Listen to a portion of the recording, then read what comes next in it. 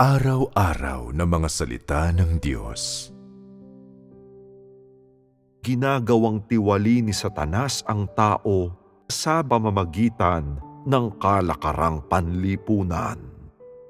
Kabilang sa mga kalakarang panlipunan na ito ang maraming bagay. Sinasabi ng ilang tao na, nangangahulugan ba ito ng mga pinakabagong uso? Mga pampaganda, mga estilo ng buhok, at masasarap na pagkain? Ang mga ito ba'y itinuturing na kalakarang panlipunan? Ang mga ito ay isang bahagi ng mga kalakarang panlipunan. Subalit hindi natin pag-uusapan ang mga ito dito. Nais lamang nating pag-usapan ang tungkol sa mga ideyang idinudulot ng mga kalakarang panlipunan sa mga tao, kung paano ang mga ito nagiging sanhi sa paggawi ng mga tao sa mundo, at ang mga layunin sa buhay at pananaw na idinudulot ng mga ito sa mga tao. Ang mga ito ay napakahalaga. Makokontrol at maiimpluwensyahan ng mga ito ang kalagayan ng pag-iisip ng isang tao. Ang mga kalakarang ito ay lumilitaw isa-isa, at lahat ng mga ito ay nagdadala ng isang masamang impluwensya na patuloy na nagpapababa sa sangkatauhan na nagiging sanhi upang mawalan ang mga tao ng konsensya, pagkatao at katinoan, na lalo pang nagpapahina ng kanilang mga moral at kanilang kalidad ng karakter, hanggang sa masasabi nating karamihan ng mga tao ngayon ay walang integridad, walang pagkatao, ni anumang konsensya, at lalo't higit ng anumang katinuan. Kaya ano ang mga kalakarang ito? Ito ang mga kalakarang hindi mo makikita gamit ang karaniwang mata lamang. Kapag ang isang bagong kalakaran ay lumalaganap sa mundo, marahil maliit na bilang lamang ng mga tao ang nangunguna, gumaganap bilang mga tagapagpauso. Nagsisimula sila sa paggawa ng ilang bagong bagay. Pagkatapos ay tinatanggap ang ilang uri ng ideya o ilang uri ng pananaw. Ang karamihan sa mga tao, gayunpaman, sa gitna ng kanilang kawalan ng kamalayan, ay patuloy pa ring mahahawa, magiging bahagi at maaakit ng ganitong uri ng kalakaran, hanggang sa tatanggapin nilang lahat ito ng hindi namamalayan at ng walang kusa, at maging lubog dito at kontrolado nito. Isa-isa, ang mga kalakarang iyon ay nagiging sanhi upang ang mga tao na wala sa matinong pangangatawan at pag-iisip, hindi nalalaman kung ano ang katotohanan, at hindi nakikilala ang kaibahan sa pagitan ng positibo at negatibong mga bagay, natanggapin ng maluwag sa kalooban ang mga kalakarang ito, pati na rin ang mga pananaw sa buhay at ang mga pagpapahalaga na nanggagaling kay Satanas. Tinatanggap nila kung ano ang sinasabi sa kanila ni Satanas, kung paano pakitunguhan ang buhay at ang paraan ng pamumuhay na ipinagkakaloob sa kanila ni Satanas, at wala silang taglay na lakas ni kakayahan, lalo na ang kamalayan, upang lumaban. Kaya ano ba talaga ang mga kalakarang ito? Nakapili ako ng isang simpleng halimbawa na maaaring maunawaan ninyo ng unti-unti. Halimbawa, Pinatatakbo ng mga tao noong una ang kanilang mga negosyo sa paraang hindi nandadaya ni numan at ibinibenta ang mga bagay sa parehong presyo maging sino man ang bumibili. Hindi ba nito ipinapakita ang ilang elemento ng konsensya at pagkatao? Kapag nagsasagawa ang mga tao ng kanilang negosyo gaya nito, nang walang masamang hangarin, makikita rito na mayroon pa rin silang kaunting konsensya at kaunting pagkatao sa panahong iyon. Ngunit dahil sa palaki ng palaking pangangailangan ng tao para sa pera, walang kamalay-malay na natutunan ng mga tao na lalo pang ibigin ang salapi, pakinabang at kasiyahan. Sa madaling salita, tiningnan ng mga tao ang salapi bilang mas mahalaga pa kaysa sa dati. Kapag tinatanaw ng mga tao ang salapi bilang mas mahalaga, walang malay nilang napapabayaan ang kanilang reputasyon, kanilang katanyagan, kanilang karangalan, at kanilang katapatan. Hindi ba? Kapag ikaw ay nagnenegosyo, nakikita mo ang ibang gumagamit ng iba't ibang pamamaraan upang dayain ang mga tao at maging mayaman. Bagaman ang salaping kinita ay nakaw, sila ay payaman ng payaman. Bagamat kapareho ng negosyo nila ang sa iyo, ngunit ang kanilang buong pamilya ay nasisiyahan sa buhay ng mas higit kaysa sa iyo.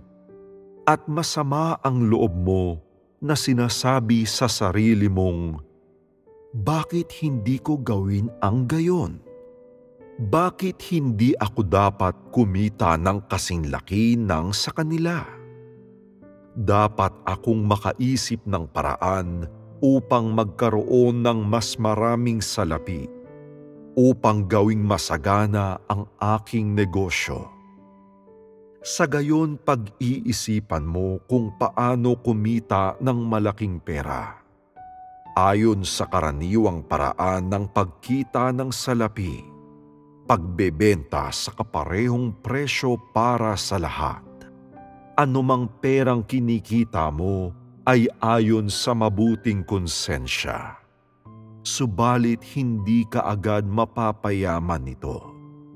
Gayunpaman, sa ilalim ng udyok na magkaroon ng tubo, ang iyong pag-iisip ay sasailalim sa isang dahan-dahang pagbabago. Sa panahon ng pagbabagong ito, ang mga prinsipyo mo ay nagsisimula ring magbago. Nang unang pagkakataong nandaya ka ng isang tao, mayroon ka pang mga pag-aatubili na sinasabing, "Ito na ang huling pagkakataon na dadayain ko ang isang tao. Hindi ko na ito uulitin. Hindi ako maaaring mandaya ng mga tao." Ang pandaraya ng mga tao ay may masasamang kahihinatnan. Magdadala ito ng kapahamakan sa akin. Nang unang nandaya ka ng isang tao, ang iyong puso ay nagkaroon ng ilang pag-aatubili. Ito ang gawain ng konsensya ng tao. Ang magkaroon ng pag-aatubili at sisihin ka. Kaya hindi natural na mandaya ka ng tao. Subalit matapos mong matagumpay na dayain ang isang tao, nakikita mo na ngayon ay mas marami kang pera kaysa dati at iniisip mo na ang paraang ito ay maaaring maging mas kapaki-pakinabang para sa iyo. Sa kabila ng kaunting kirot sa iyong puso, nais mo pa ring batiin ang sarili mo sa iyong tagumpay. at nasisiyahan ka ng kaunti sa iyong sarili. Sa unang pagkakataon, sinasang-ayunan mo ang iyong sariling pagkilos, sarili mong mapandayang pamamaraan. Pagkatapos, sa sandaling mahawahan ang tao ng ganitong uri ng pandaraya, kagaya lang ito sa isang tao na nasangkot sa pagsusugal at pagkatapos ay naging isang sugarol.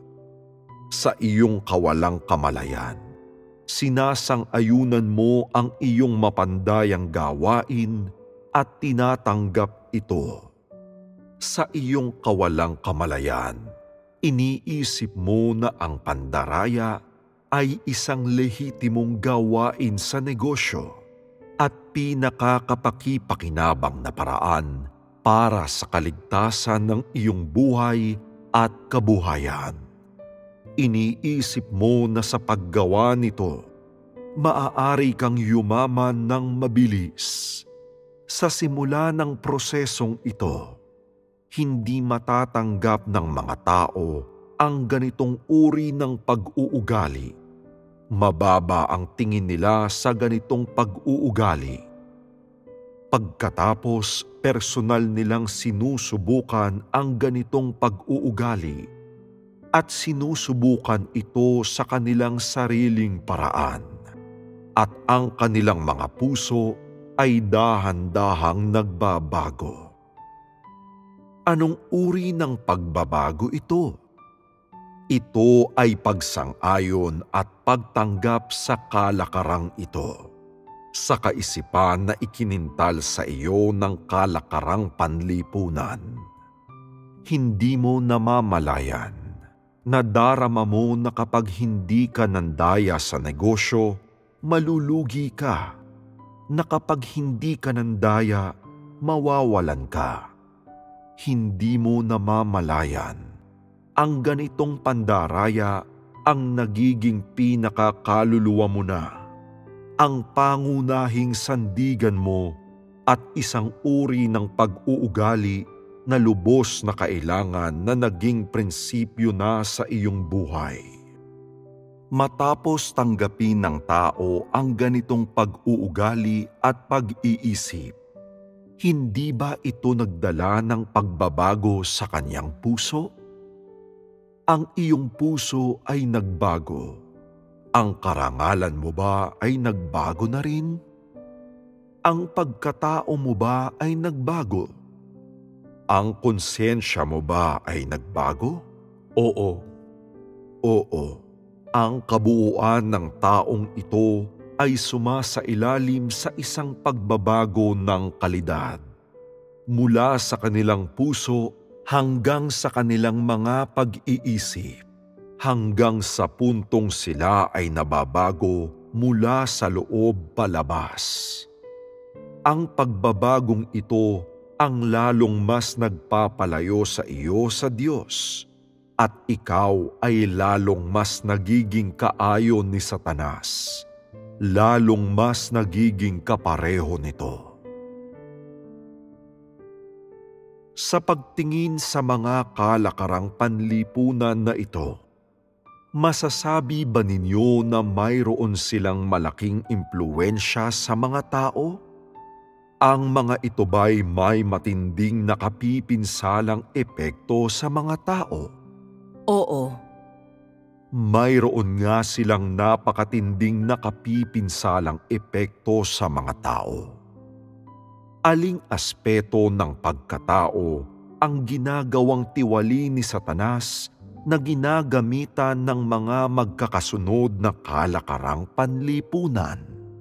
Konsensya, katwiran, pagkatao, moralidad, at pananaw sa buhay. Nagiging sanhi ang mga ito ng unti-unting pagkabulok sa mga tao, hindi ba? Ginagamit ni Satanas ang mga kalakarang panlipunan na ito upang dahan-dahang akitin ang mga tao sa pugad ng mga diablo. Sa gayon, ang mga taong naipit sa mga kalakarang panlipunan ay walang kamalayang nanghihikayat sa pagnanasa para sa salapi at materyal, at sa kasamaan at karahasan. Sa sandaling ang mga bagay na ito ay makapasok sa puso ng tao, nagiging ano kung gayon ang tao? Ang tao ay nagiging ang diablong si Satanas. Bakit? Ito ay dahil sa anong psikolohikal na pagkahilig sa puso ng tao. Ano ang itinataguyod ng tao? Nagsisimulang magustuhan ng tao ang kasamaan at karahasan na hindi nagpapakita ng anumang pagmamahal sa kagandahan at kabutihan, lalo na sa kapayapaan. Hindi nakahandang isakabuhayan ng tao ang simpleng buhay ng normal na pagkatao.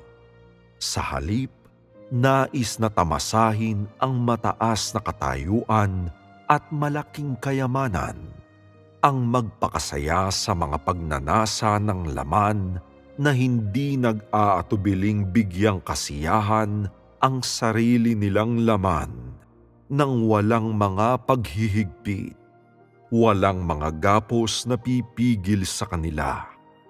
Sa madaling salita, ginagawa ang anumang naisin nila. Kaya kapag ang tao ay nalubog sa ganitong mga uri ng mga kalakaran, makatutulong ba ang kaalaman na natutuhan mo upang palayain mo ang iyong sarili? Makatutulong ba sa iyo ang iyong pagkaunawa sa mga tradisyonal na kultura at mga pamahiin upang makatakas sa kakilakilabot na kalagayang ito? Makatutulong ba sa kanila ang tradisyonal na moralidad at tradisyonal na seremonya na nauunawaan ng tao na magsanay ng pagpipigil? Kunin nating halimbawa ang tatlong klasikong karakter. Matutulungan ba nito ang mga tao na hilahing palabas ang kanilang mga paa mula sa putikan ng mga kalakarang ito? Hindi maaari. Sa ganitong paraan, ang tao ay nagiging higit na mas masama, mayabang, mapagmataas, makasarili, at malisyoso. Wala nang anumang pagmamahal sa pagitan ng mga tao. Wala nang anumang pagmamahal sa pagitan ng mga miyembro ng pamilya. Wala nang anumang pagkakaunawaan sa mga magkakamag-anak at magkakaibigan. Ang mga ugnayang pantao ay puno ng karahasan. Nais gamitin ng bawat isang tao ang mararahas na pamamaraan upang mabuhay sa gitna ng kanilang kapwa-tao. Sinasamsam nila ang sarili nilang kabuhayan gamit ang karahasan. Nakakamit nila ang kanilang mga posisyon at ang kanilang mga kita gamit ang karahasan, at ginagawa nila ang anumang naisin nila gamit ang mararahas at masasamang paraan. Hindi ba nakakatakot ang ganitong sangkatauhan? Oo. Pagkarinig sa lahat ng bagay na ito, nakasasabi ko lamang, hindi ba ninyo naisip na nakakatakot na mamuhay sa kapaligirang ito, sa mundong ito, at sa gitna ng mga ganitong uri ng mga tao kung saan ginagawang tiwali ni Satanas ang sangkatauhan? Oo. Kaya naramdaman na ba ninyo kailanman nakahabag-habag ang inyong mga sarili? Nararamdaman na dapat ninyo ito ngayon ng bahagya, hindi ba? Oo.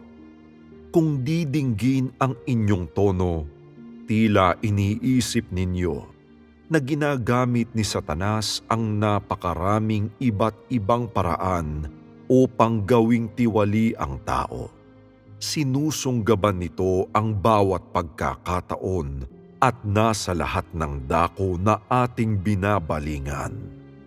Makaliligtas pa ba ang tao? Makaliligtas pa ba ang tao? Maililigtas ba ng tao ang kanilang sarili? Hindi. Maililigtas ba ni Emperador Jade ang tao? Maililigtas ba ni Confucius ang tao? Maililigtas ba ni Guanyin Bodhisattva ang tao? Hindi. Kaya sino ang makakapagligtas sa tao? Ang Diyos. Ang ilang tao, gayon paman, ay itataas sa kanilang puso ang mga tanong na gaya ng, pinipinsala tayo ni Satanas ng napakarahas, sa paraang napakabangis, na wala na tayong pag-asang mabuhay, ni anumang pagtitiwalang maaari tayong mabuhay. Tayong lahat ay nabubuhay sa gitna ng katiwalian at lumalaban ang bawat isang tao sa Diyos. At ang ating mga puso ay nanlamig ng husto ngayon. Kaya habang tayo ay ginagawang tiwali ni Satanas, nasaan ang Diyos? Ano ang ginagawa ng Diyos? Anuman ang ginagawa ng Diyos para sa atin, hindi natin nararamdaman ito. Hindi maiiwasang manlumo ng ilang tao at panghinaan ng loob. Tama ba? Sa inyo, ang pakiramdam na ito ay napakatindi sapagkat ang lahat ng aking sinasabi ay upang unti-unting ipaunawa sa mga tao, upang lalo pang mas maramdaman na sila ay walang pag-asa, upang lalo pang mas maramdaman na sila ay tinalikdan ng Diyos. Subalit huwag mag-alala. Ang paksa ng ating pagbabahagi para sa araw na ito, ang kasamaan ni Satanas, ay hindi siyang ating totoong tema. Upang pag-usapan ang tungkol sa diwa ng kabanalan ng Diyos, dapat muna nating pag-usapan kung paano ginagawang tiwali ni Satanas ang tao at ang kasamaan ni Satanas upang mas maging malinaw sa mga tao kung anong uri ng kondisyon ang kinaroroonan ng tao ngayon. Ang isang layunin ng pag-uusap tungkol dito ay upang ipaalam sa mga tao ang kasamaan ni Satanas, habang ang isa pa ay upang ipaunawa ng husto sa mga tao kung ano ang tunay na kabanalan.